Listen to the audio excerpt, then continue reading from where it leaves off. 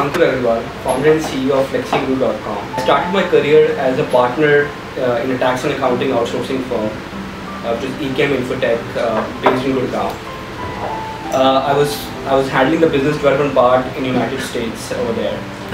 So I did that for 2 years and then successfully moved on to a different company. We used to develop content, animated content and learning platform for different schools and universities.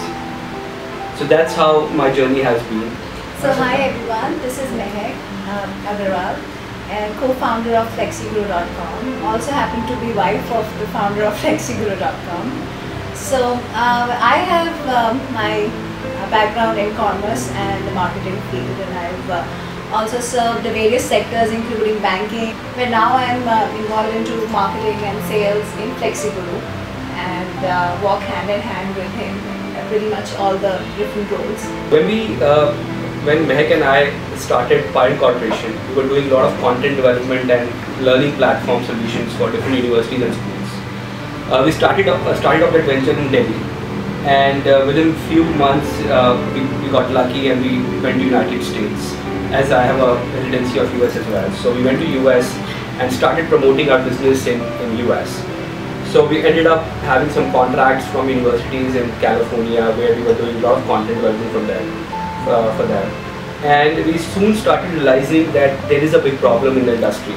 And at that particular point of time, a lot of e-learning companies were coming up. In India, you would find like 100 startups in education.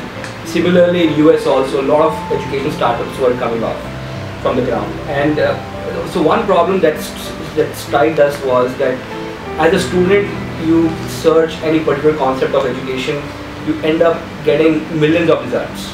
You type what is chemical reaction on google.com and you will find like there are 10,000 results of chemical reaction.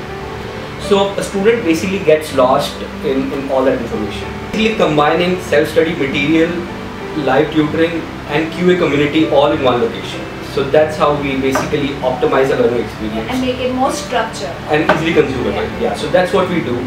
So our mission statement is we are basically optimizing the educational resources of internet for everyone. That's how we basically say position ourselves. So that's how we started. We began our development in 2013 of Flexiguru.com. Earlier this year, we launched, in 2014, we launched Flexiguru. Luckily, our concept has been recognized by a few big clients already.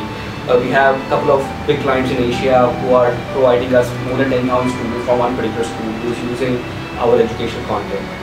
And then we are also licensing our learning platform to different schools and institutions. So we have good traction already. We have a couple of seed angel investors on board. We have seed investment already in the company. And these investors happen to be from New York itself. One of them is a former group president of Mega Oil Education. So that's a big recognition endorsement for us. And the second one is Dan Oja, who's basically a multimedia textbook author. When you go to Flexiguru.com, you'll see a very easy to use navigation structure. You can filter the results very easily. The way we curate content on platform, we tag everything on the portal. So as a student, I can search or filter the content by grade, by curriculum, by topic, anything. So just like you go on Flipkart, you see the search results, you can filter it by price, you can filter it by features. Similar to that experience, we're trying to replicate that experience in education industry as well. So going on Flexiguru is not that you are ending up in one big giant library. We are trying to make sure it's optimized so that it is very easily consumable and very easily searchable. The first and biggest problem was hiring good talent. Yeah. That's the biggest problem. Because it's basically when you go in the market, try to convince your future employees, they want to see how passionate you are about the concept, because you don't have enough money or enough cash to offer them. Yeah. So it all boils down to your vision and mission. My advice to everybody out there who's looking to launch their startup would be to focus on the product first. Make sure you come up with a quality product, and because a lot of times what happens is, even in India or even in overseas, I've seen people start and go out and start trying to raise funds in the beginning itself. I don't think that's a good strategy. Unless and until you are really short of cash, I would say launch a good quality product and then go for funding. I think that's the biggest distraction for many startups.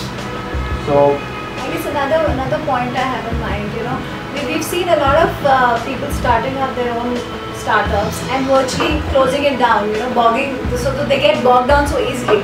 So the message is that you have to regather yourself every time you get hurdles, every time you're sad, every time you're low, because that is a part of running up your own startup.